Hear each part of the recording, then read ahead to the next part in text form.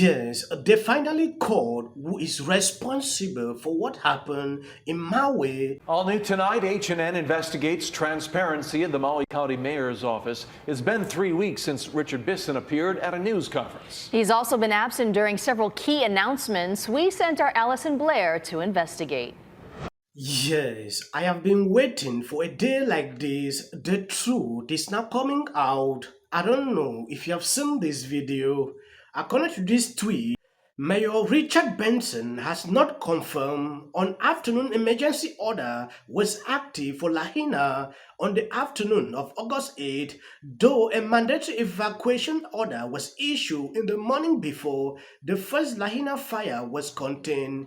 Maui County has not been able to show that a second evacuation order was made. The responsibility falls on Maui Mayor per the Hawaii revised statute. Mayor Richard Bisson has not held or attended a single press conference since August 29th.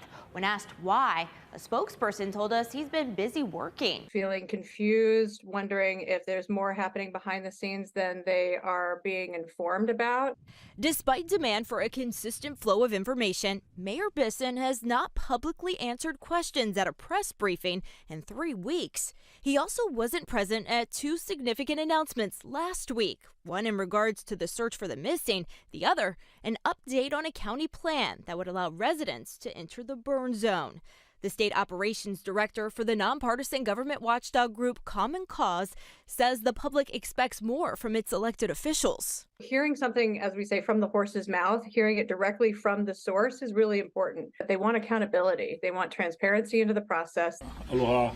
Aloha, everyone. The last time Bisson attended a press conference, he got into a tense exchange with a reporter after failing to answer basic questions about where he was or who was in charge as Lahaina burned. Yeah, I can't speak to what or whose responsibility it was to communicate directly. You're the boss of this island. I am. So yes, you I can am. speak. I don't know who spoke to General Howe. That's my answer to your question. And that's for all four of your questions. In an email, the mayor's spokesperson said his absence is not an attempt to dodge questions from the media, saying every day has been dedicated to emergency response and recovery efforts, adding Bisson has spoken with members of the press frequently. He's also attended community events and answered a few questions from residents on social media. However, when H&N Investigates asked the mayor to do an interview for this story, he declined. In addition to the lack of official briefings, the majority of H&N's public records requests remain unanswered. If you request a document, it's going to take at least 10 business days for them to respond. But during a disaster, it often takes longer. They can take up to an additional 10 business days. So in total, 20 business days. Kind of communication in the key hours of 3 p.m. and 4 p.m. was ongoing between command and control of police and fire, that being whoever was in your stead at that time. So we share the same dispatch center, both police and fire here. So all of our information goes to the same location so that it can be quickly sent out to the other organization. But was that information sent out between 3 and 5:30 p.m. on August 8th? At the previous press conference, I asked what time did police and fire convene in the Emergency Operations Center on the ground floor of the county building? I can't talk about the EOC on some of that. I'm just going to talk about police ops, if you don't mind. Police and fire communicate. They communicate very well together. We did not close or forbid people from getting out of Lahaina. If there is a down power line, we don't want that was live. We want to make sure that you didn't go over a down live power line. But documentation of at least a half dozen roadblocks morning or of an evacuation order, which the mayor claimed was given. Yes, mandatory evacuations did take place on the west side, certainly for Lahaina. But could not answer the follow-up. But when was the afternoon of the second evacuation order? I don't know what time that was.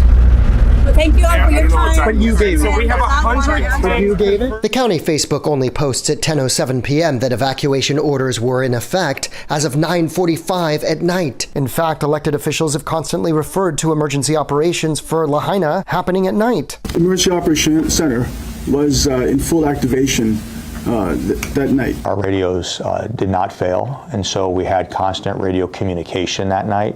But this was an afternoon fire. The fire started at 3 p.m. Have you sounded? You can see clearly what is going on here. Now, this person is I was not responsible. This man was responsible, just putting people in more confusion. He has not been able to show up, to answer questions from reporters telling you one thing. He is dodging away from his responsibility to speak up the truth on what happened.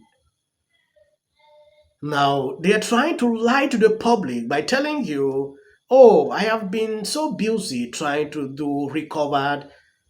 It is high time people now see what is happening here. There are a lot of things that came out. They denied all this. Now it is time for you to stand up, for them to speak the truth. Questions: where are all the missing children, like what I see on my comment sections on a daily basis? They have not responded to this. It is to clearly tells you how these people continue, to manipulate the public with rightful information. When people now publish articles on what they speculate or what is going on, they trash the article off on Google. Yes, this article was recently put out by the New York Times on August 8. Wildfire sweep across Maui and killed at least 97 people, making it one of the nation's deadliest disasters. For weeks, the authority had said that 115 died in the fire that destroyed most of Lahaina, but they announced on Friday that they had overstated the death toll, a surprising development after initial fears that many more lives had been lost in the disaster. Meanwhile, the list of people missing has been whittled down to 31 names from an initial count of 1,000. They told us about 1,100 people were missing.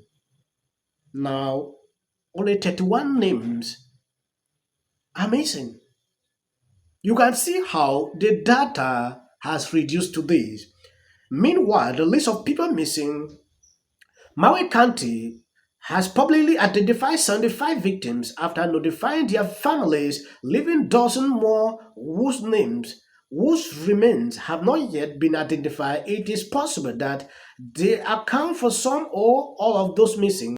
An investigator cross-referenced various lists compiled by Seattle and government agencies when the search of the burnt area, which include approximately 2,200 damaged or destroyed structures, was completed in late August. Governor Josh Green of Hawaii and other officials acknowledged that some of the dead might never be found or identified. Our radios did not fail, and so we had constant radio communication. That night, we're afraid that people would have gone Malka. Evacuees fled to the water by 5:33. Emergency operations did occur at night, as seen in this video of Wahikuli evacuation. The lives of many families. Hey everybody, aloha from Maui. On Kauai, to get private tests on water and land because nobody in our government will help us.